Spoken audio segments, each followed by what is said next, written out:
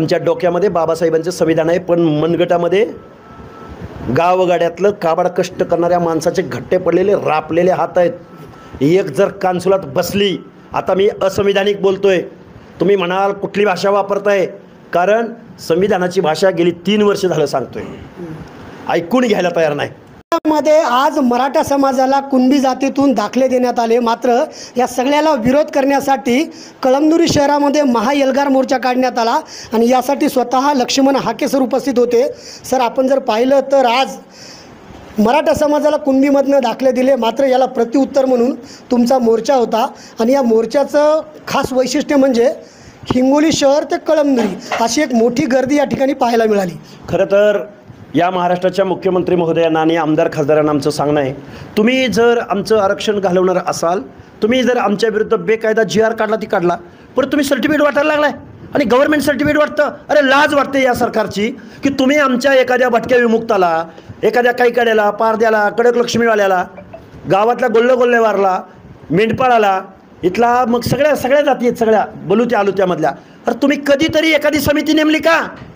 कधीतरी एखादं सर्टिफिकेट स्वतःहून पुढे येऊन दिलं का? आणि तुम्ही डायरेक्ट GR पारित करताय, परत म्हणताय OBC आरक्षणाला आम्ही धक्का लावत नाही आणि परत म्हणताय की कुणबीकरणाद्वारे OBCमधून सरळ एंट्री देताय तुम्ही. हे आम्हाला पटलेलं नाही. आम्ही आमदार खासदाराची पोरं नाही, आम्ही गावगाड्यामधली शोषिताची वंचिताची पोरं आहे.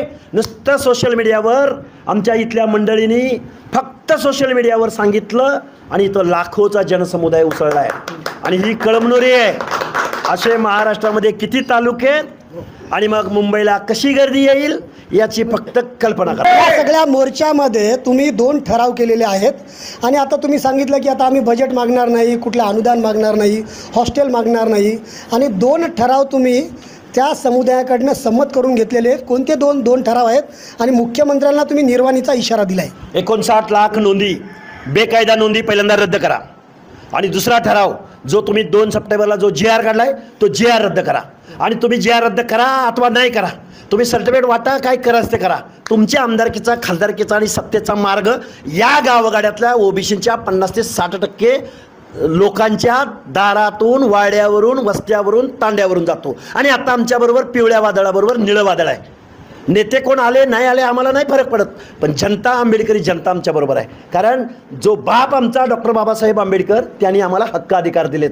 महात्मा ज्योतिराव फुले, राजर्षी शाहू महाराजांनी समतेचं तत्त्व दिलं आहे. त्यामुळं आम्हाला कुणी गृहीत धरायच्या भानगडीत पडू नये आणि एकही पक्षाचा प्रमुख, अरे तुम्हाला आमच्या दारात मतं मागायला यायचं आहे का नाही यायचं आहे?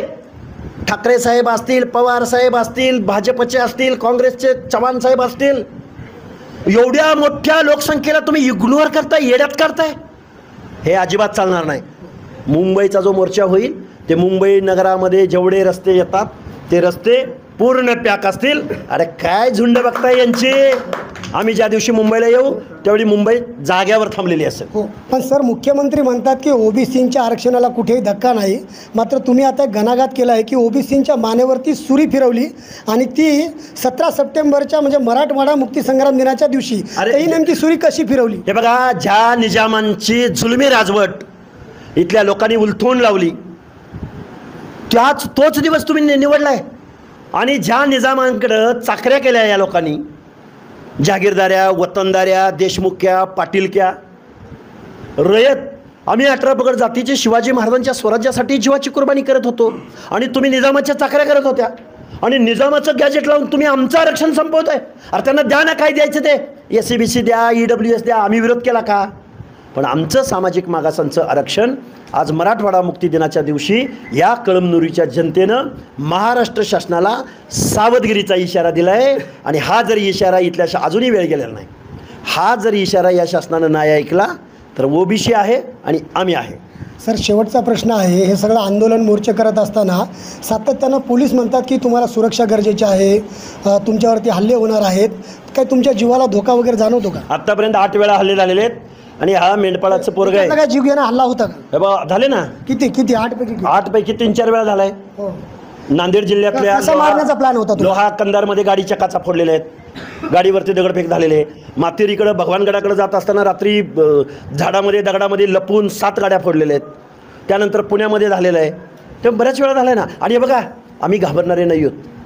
अरे गावातली आमची पोरं जर बाहेर पडली ना, आज फक्त कळमनुरीने झलक दाखवल्या. आमच्या डोक्यामध्ये बाबासाहेबांचं संविधान आहे, पण मनगटामध्ये गावगाड्यातलं काबाड कष्ट करणाऱ्या माणसाचे घट्टे पडलेले रापलेले हात आहेत. एक जर कानसुलात बसली, आता मी असंविधानिक बोलतोय, तुम्ही म्हणाल कुठली भाषा वापरताय, कारण संविधानाची भाषा गेली 3 वर्ष झालं सांगतोय. आम्हालाच वेड्यात काढायचं काम, आमच्याच नेत्यांना वेड्यात काढायचं काम. अरे खालच्या भाषेत, कमरेखालच्या भाषेत आमच्या नेतृत्वानं तुम्ही बोलता, आणि आम्ही यंग जनरेशन, नवी पिढी ऐकून गेले असं वाटलं का?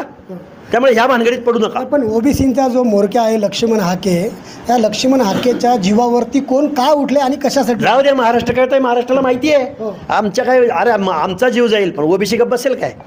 महाराष्ट्र काय मग पुढे आता बोलत नाही, सांगेन मी नंतर. पण सातत्यानं आपण जर पाहिलं तर तुम्ही म्हणतात की ज्यांच्यापासून आम्हाला संरक्षण पाहिजेत त्यांच्यावरतीच आता त्यांना प्रमाणपत्र देऊन आमचं संरक्षण काढले. हे महाराष्ट्राचं सरकार ओबीसीचं नाही. आता वाईट वाटतंय हे बोलताना.